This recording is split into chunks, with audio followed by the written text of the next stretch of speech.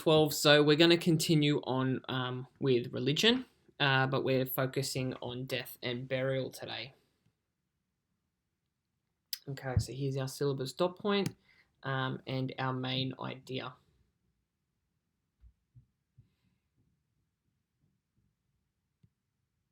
Okay, so look, we don't really have a strong concept of the afterlife. It's believed the dead would join the manis, or spirits of the dead in the underworld. Okay, funeral obligations fell onto the family of the deceased, very often led by the paterfamilias. And legally, you could not put tombs inside the walls of the town. So what we actually see is we actually see on some of the roads leading into the town, you see the line of tombs and mausoleums and stuff like that. Okay.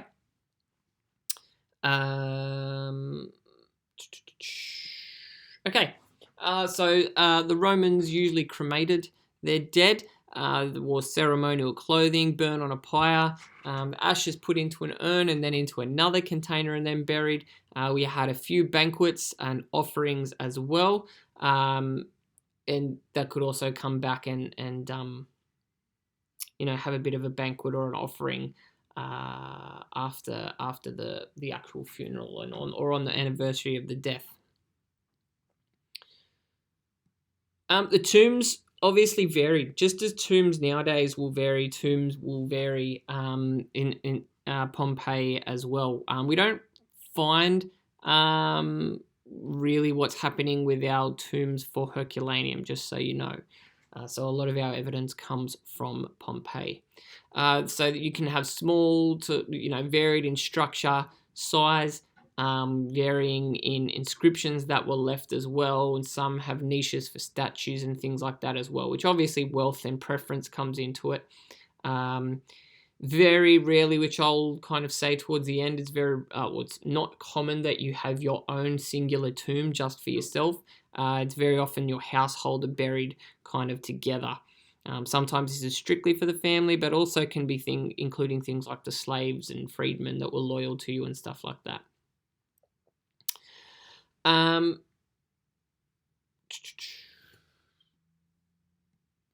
right, I'm not going to read this all out as well, but the tombs can also give you a status of the town overall. Okay, so travelers could kind of get a feel for the city, the prominent people of the city, and the wealth of the city before they even got to it.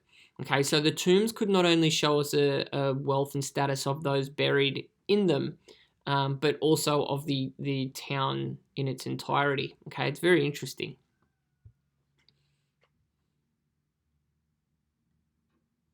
Okay, so tomb inscriptions are good because they can tell us a bit more about their status. They can tell us a bit more on what they did in their lifetime as well. Okay, so we've got a few inscriptions here that I'm not going to read through all of them, but I'm just going to point out a few here. Even here, we've got an inscription here for a freedwoman. Okay, lived 55 years. So even though she doesn't really have a high social status, she's likely provided her services, loyal services to her, former master for such a long time that they've chosen to honor her and her role and her loyalty in death as well. So that's pretty incredible. Okay, don't forget about Ulus Umbricius Scorus, the garum manufacturer. Okay, we've got some frescoes that can kind of accompany, we've got quite a lavish little fresco here, which is pretty awesome. And for the priestess Marmia that we've covered as well, this is from her tomb. There's a seat that is around her tomb, and this is kind of set up so the family of her could come and sit at this seat and kind of honor her every so often after her death as well. Okay, so it's quite an impressive tomb. So that tells us that Marmia, the priestess, is quite prominent. To get a tomb that's made from this, and also that it was kind of this seat was publicly paid for. So the town council have actually decided to put some of the funds in to build this seat in honor of Mamiya's memory. So that is quite incredible and tells us a bit about her status as well.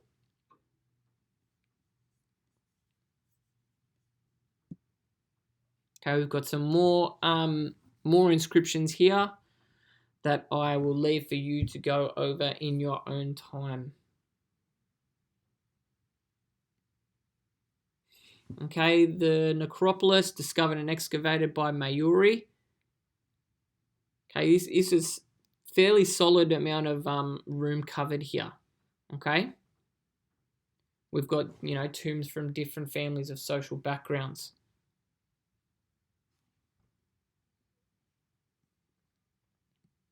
Now, if you, as I was saying before, you're often not put into your own tomb. You're kind of incorporated into pre-existing tombs, okay? Guys, one other thing is if you were not wealthy and if you knew what you were not going to be special enough that, you know, the town council would kind of sort you out after you died, they had little like funeral clubs, which basically you paid a fee of sorts, and then when you died, that fee went into burying you with the other club members and making sure you were, you know, your funerary rights were kind of upheld in that way. So guys, it wasn't a long one. This is just kind of to finish it off and to explain anything you may have been confused about from your booklet. And our last one for section 2 is going to be the influences of Greek and Egyptian culture.